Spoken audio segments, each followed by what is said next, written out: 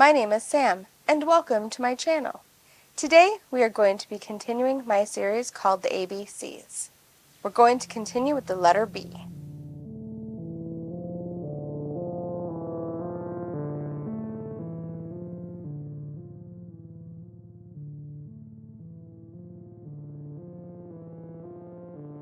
We will be delving into the intriguing world of black widows, both the spiders and the notorious female killers.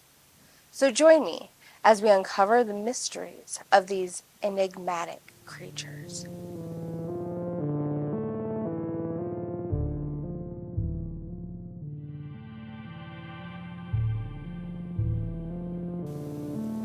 Black widow spiders are known for their distinctive hourglass markings and are among the most feared arachnids in the world. I know, I was very scared of them. These venomous creatures strike fear into the hearts of many, but how much do we really know about them?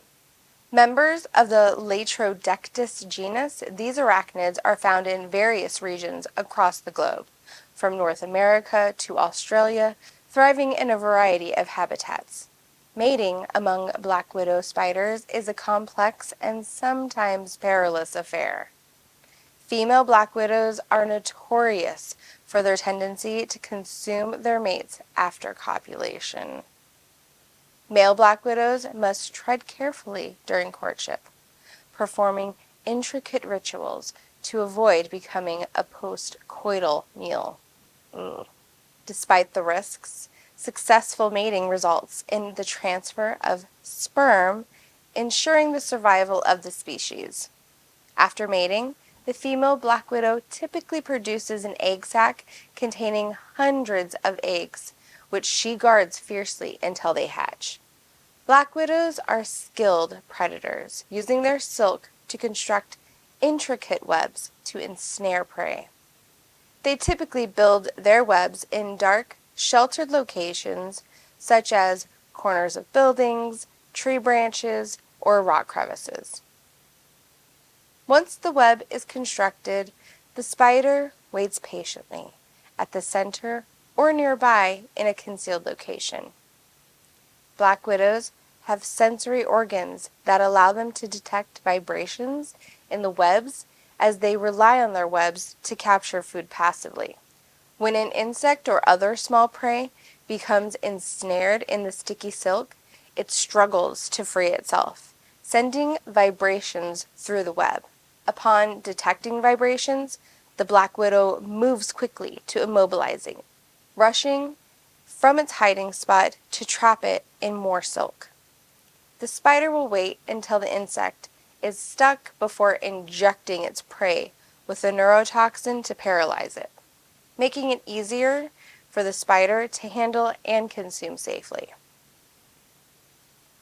This all sounds gross. Could you imagine? Once the prey is incapacitated, the black widow uses its fangs to inject digestive enzymes into the body, which breaks down the internal tissues, creating a liquid slurry that the spider can ingest. Think milkshake. After consuming its meal, the black widow may recycle its silk from its web by eating, digesting, and reabsorbing it.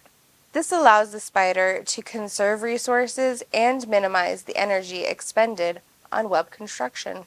That's pretty awesome. Black widows play a vital role in ecosystems, serving as efficient predators that help control insect populations. Their presence helps maintain ecological balance, preventing unchecked proliferation of pest species. While they are formidable predators in their own right, they also face threats from a variety of predators, including birds, reptiles, and, well, us. Despite their potent venom, black widows must remain vigilant to avoid becoming prey themselves. Throughout history, black widow spiders have captured the human imagination, inspiring awe, fear, and fascination. From ancient myths to modern literature, black widows have left an indelible mark on human culture. In folklore and mythology, black widow spiders are often portrayed as symbols of danger and betrayal, reflecting the fears and anxieties of human society. Their ominous reputation has made them enduring figures in stories and legends around the world. While black widow venom is indeed potent, fatalities from bites are rare, especially with prompt medical treatment. Most bites result in localized pain and discomfort, but severe reactions are relatively uncommon. I was bit once.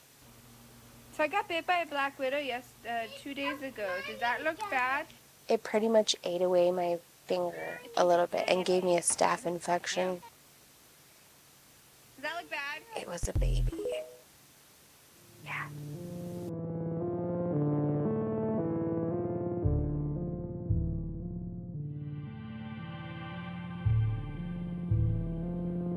Beyond the realm of the natural world, the term Black Widow has taken on a more sinister connotation. It refers to women who are notorious for their involvement in the deaths of their partners, family members, or community. From historical figures to modern-day criminals, the stories of Black Widows have captivated the public imagination. But what drives these women to commit these heinous acts? We will be talking about Belle Gunness, the infamous woman who became known as the Black Widow of the Midwest.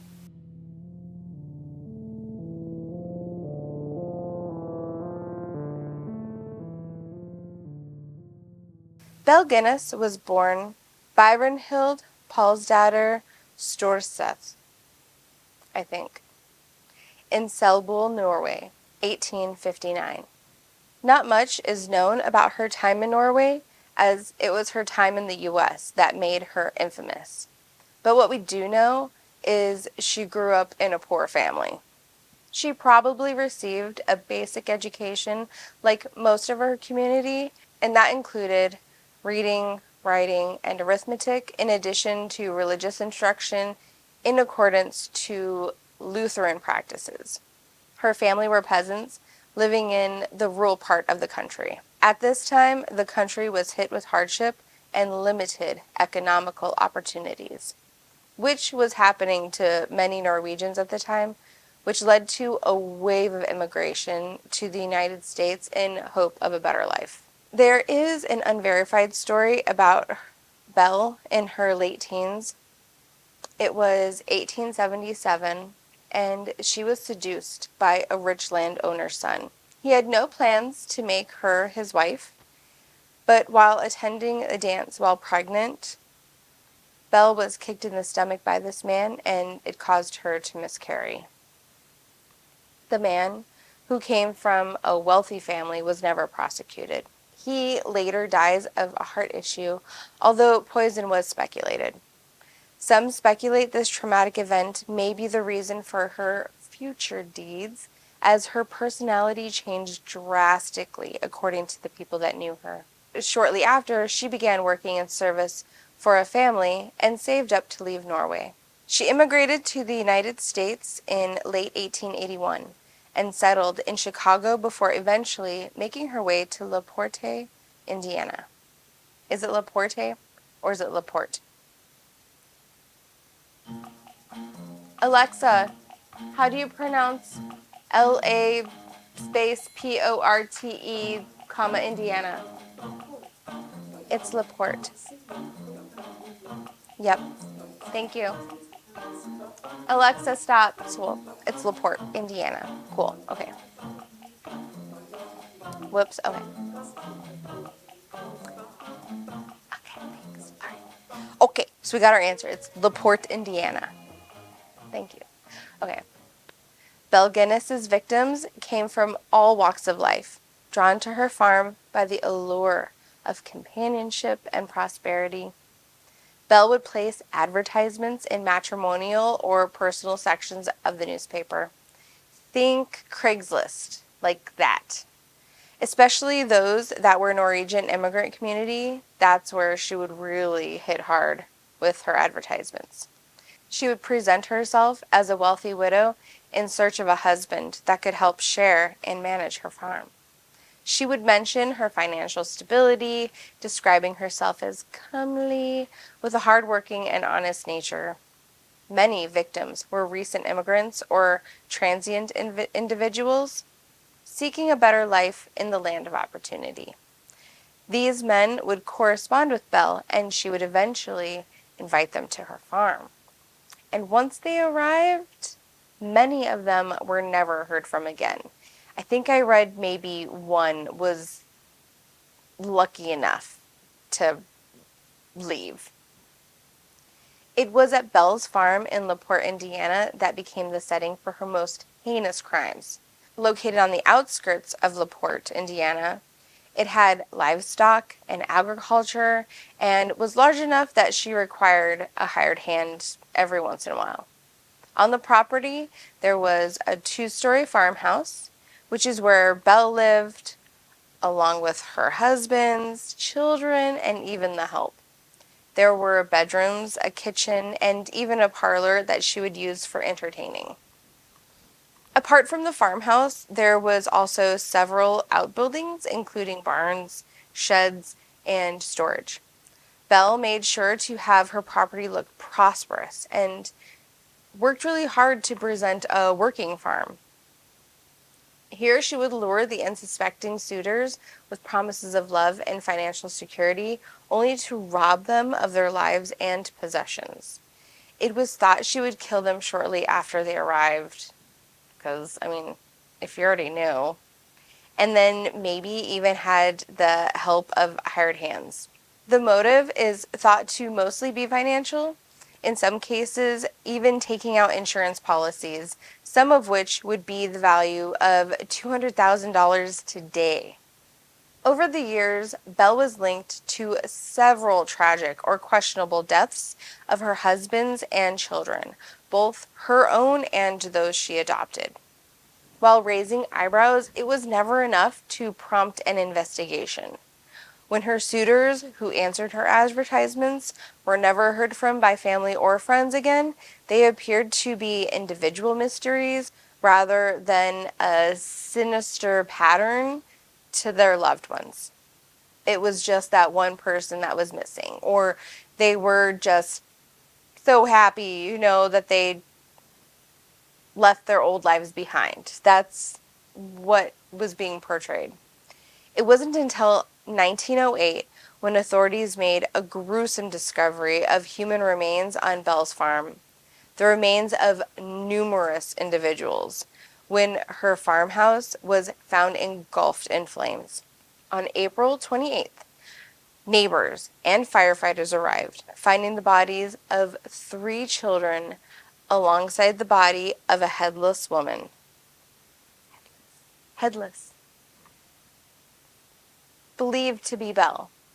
It was found in court that her hired hand at the time, Ray Lamphere, was responsible for the fire when he was found guilty of arson, although he did deny all the charges. Buried beneath the soil lay victims of various ages and backgrounds, each with their own tragic tale. Some were buried in shallow graves, while others were discovered in makeshift burial sites scattered across the property or even in the hog pens. The condition of the remains was ghastly, to say the least, with evidence of blunt force trauma, gunshot wounds, and even signs of dismemberment. The victims' lives snuffed out in moments of unspeakable violence. As authorities unearthed the remains of Belle's victims, between 25 and 40 people, each one told a haunting tale of hope and betrayal. Before Ray died, he confessed to a clergyman that he helped bury victims, which included suitors and stepchildren, after Belle killed them. Belle Gunness's reign of terror came to an end with her mysterious disappearance in 1908. While some speculated that she perished in a fire on her farm, others believed she faked her death to escape justice. Ray claimed that the headless woman found in the fire with the 3 children was yet another victim, meant to mislead the investigation, suggesting that Belle faked her own death and ran. Which makes sense as the found woman was no taller than 5'3" and weighing no more than 150 pounds, while Belle was described as a tall woman, more than 5'8" to almost 6 feet, weighing in around 180 to 200 pounds, according to the dress departments that made her garments. Belle's story continues to captivate the imagination of true crime enthusiasts and historians alike. Her crimes, shrouded in mystery and intrigue, serve as a chilling reminder of the darkness that resides within the human psyche. Thank you for joining me on the journey through the realm of Black Widows. Remember to like, share, and subscribe for more captivating content. Until next time, stay curious and safe. Bye-bye.